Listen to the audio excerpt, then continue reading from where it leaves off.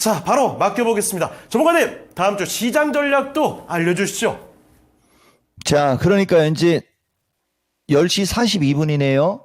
미국장 계속 왔다 갔다 하고요. 자, 내가 여러분들한테 다음 주 시장 전략을 날 것으로 이야기하겠습니다. 지금 나스닥 시장의 흐름보다 더 중요한 것은 저래서 아까도 얘기했듯이 정수리 쓰지 말라고 하는 거고요. 지금 역외 환율이 지금 1376. 그러면 오늘 자리보다는 조금 밀리고 있는 거고, 그 다음에 달러 인덱스도 105.7달러 음봉 나오고 있거든요. 결국은 외환 변수, 외환 시장을 보더라도 장중에 나왔던 핵시설 타격이죠. 핵전쟁이 아니고 핵시설 타격에 대한 어떤 기사는 하루 이틀 지나면은 아마 수고로는 들 것 같아요, 여러분. 자, 보세요. 이번 주 시장은 최근에 변동성이 가장 큰, 이게 좀 글씨가 좀 작을 거예요. 내가 이렇게 누차 얘기하지만 말이 많으면 복잡하다는 얘기했었지 않습니까? 이것도 내가 성격 때문에 그런 건데, 굳이 이 사람들한테 뭐 글씨가 크게 보이든 작게 보이든 신경을 안 써도 되는 거지만 나는 또 성격이 그렇지가 못해가지고, 이거 좀 키워서, 지금 시장은 사이클이 조정 사이클이에요. 그리고 지수가 353에서 348 부근으로 오는 게 정상인 시장이고요. 오늘 찍었습니다. 연준 파월 의장 및 연준 의원들의 매파적 발언으로 인한 금리 인하 지연 우려가 중요한 거고요. 여러분, 이게 중요한 거고, 지난주에 나스닥이 정수리권이라는 게 단점이라는 얘기 했어요. 근데 그 이후에 나스닥이 내가 이야기한 시점에서 그때 18,000 얼마였었으니까 거의 1000 이상 지수가 밀린 거예요. 이게 파생하는 사람들은 무슨 얘기 아는데 주식하는 사람들은 모르시니까 넘어갈게요. 나스닥 기준에도 한 7% 이상. 그러니까 나스닥 웬만한 주식들 20% 이상 빠진 게 정상인 거거든요. 나스닥도. 어쨌든 그런 찰나에 지정학적 리스크가 부각되면서 유가가 상승하며 유가 상승으로 인해서 물가를 부추기는 거고 인플레이션에 상충되는 거죠. 이거 유가 상승이. 근데 지금 유가는 오히려 상승을 하지 않고 이제 단기적으로 꺾이고 있어요. 그러면 물가는 또 떨어질 거란 얘기거든요. 그 다음에 이제 환율 급등으로 외국인 매도가 강하게 출회됐다. 여기서도 이게 날것의 신의 한 수가 들어가야 되는데, 외국인 매도는 선물 매도입니다. 주식 매도가 아니에요. 물론 저자들이 선물 매도해서 프로그램 매도가 출회되며, 이거 날것이 여기서 들어가 버리네. 보세요, 여러분. 저자들이 매도를 해서 지금 보다시피 프로그램 매도가 막 쏟아지고 있죠. 이렇게 되면 외국인들은 삼성전자, 하이닉스, 현대차 등 일부에 국한된 주식을 신매조를 산 거예요. 그들이 들빠지면 다른 종목이 많이 빠지는 건 외국인들 입장에선 관심이 없는 거죠. 그래서 환율이 저렇게 움직이면서 외국인들이 선물을 매도를 할 경우에 개인 투자자분들의 체감이 안 좋은 거예요. 이게 우리가 주식을 오래 한 사람들은 아마 쉽게 알아들을 수 있는데 일종의 hedge 전략이라는 거예요.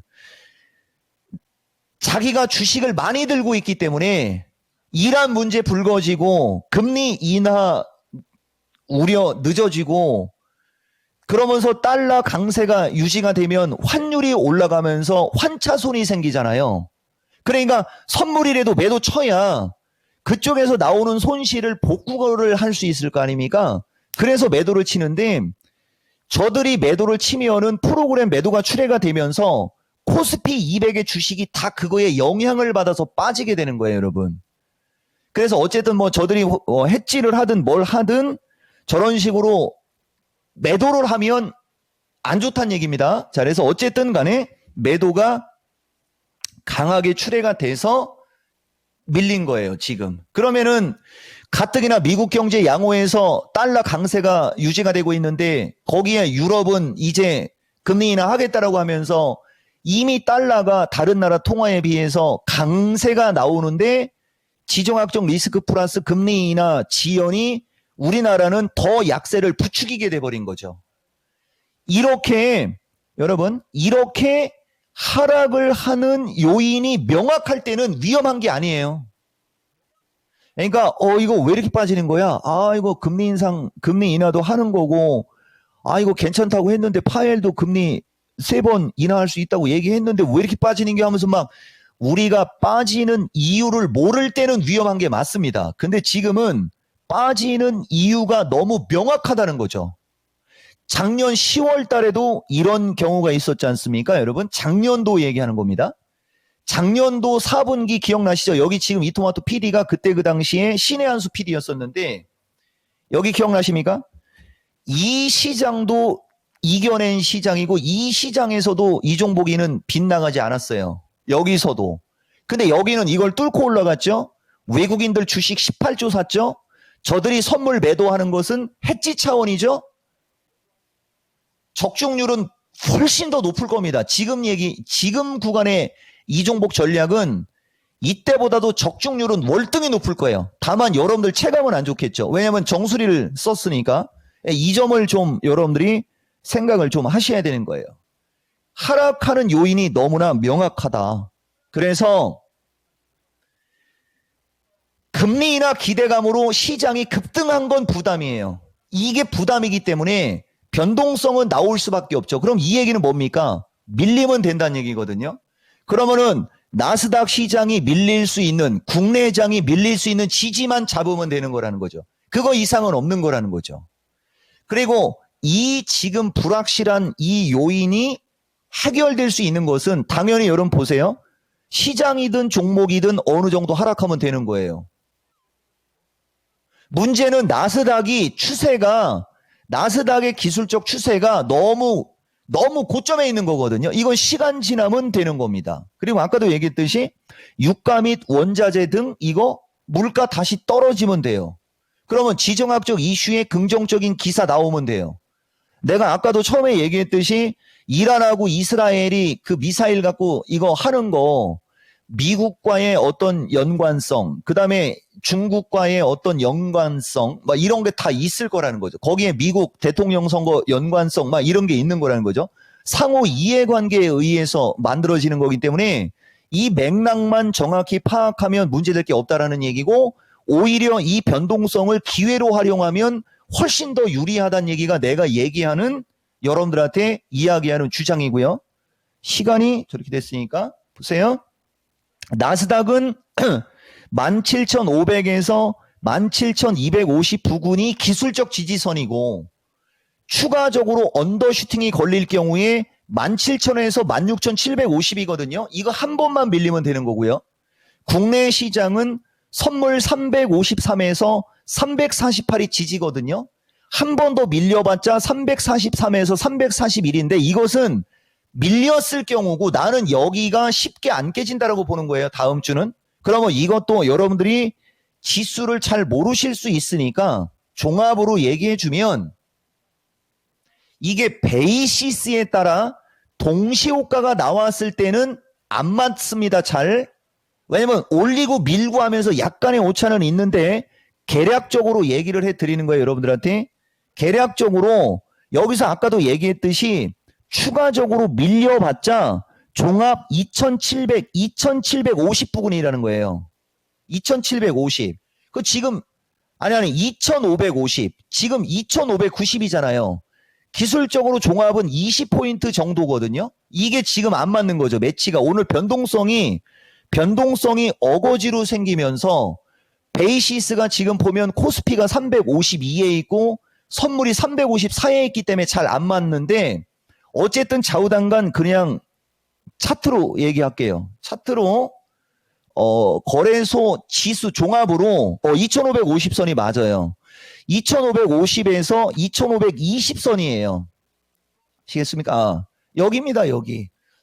빠져봤자 여기인 거예요. 여기. 대신 종합이 이쪽으로 밀렸을 때 던지는 거 아니고 지금도 저점 매수가 맞거든요. 대신 여러분 종합이 2650을 넘어서 2700 쪽으로 가지 않습니까? 요쪽으로 갈 때는 종합으로 얘기하면 여기가 비중 줄이는 자리가 되는 거예요. 여기처럼 이렇게 올라갈 수 있는 시장이 아닌 거예요, 지금은. 이해가 좀 되시죠? 그러니까 종합지수 기준으로 2650에서 2700 부근으로 반등이 나올 확률 높은 거고, 다음 주에 설령 오늘 미국 시장이 또 헷가닥 해갖고 흔들려봤자 종합으로 얘기하면 2550 부근에서 2520 부근이 여기는 언더슈팅, 여기는 주식 비중이 늘어나는 지점. 아까 LG 에너지 솔루션으로 얘기한 걸 그렇게 이해하시면 되고요. 여기는 주식 비중이 늘어나는 시점. 그 다음에 여기까지 안 밀리고 올라갈 수도 있다고 했어요. 여기서 안 밀리고 올라가게 되면 2650은 넘을 겁니다. 그러면 여러분들한테 얘기해주면 2670에서 2700 언저리가 기술적으로 살짝 여기가 현금을 챙길까 날 것으로 고민하는 자리가 되는 거예요. 그리고 여기쯤 언저리 간 다음에 다시 좀 밀릴 겁니다. 그러면서 기간 조정을 가게 되는 거죠. 그리고 이제 그 5월 FOMC 하면서 다시 고점 돌파 시도가 나오려고 하다가 이제 5월 중말순, 5월 말에서 6월 달로 가면서 이제 조금 변동성이 생길 수 있는, 여기까지는 지금 얘기할 필요는 없으니까 요런 시나리오, 요런 정도의 전략만 있으면 충분한 거라는 거예요. 간단한 시장입니다. 지금 시장은. 그래서 결론! 선물 기준에 추가 변동성 나와봤자 요 정도고요. 그죠? 그리고 만약에 추가 조정 나올 경우에는 신의 한 수 보시면 되는 거예요.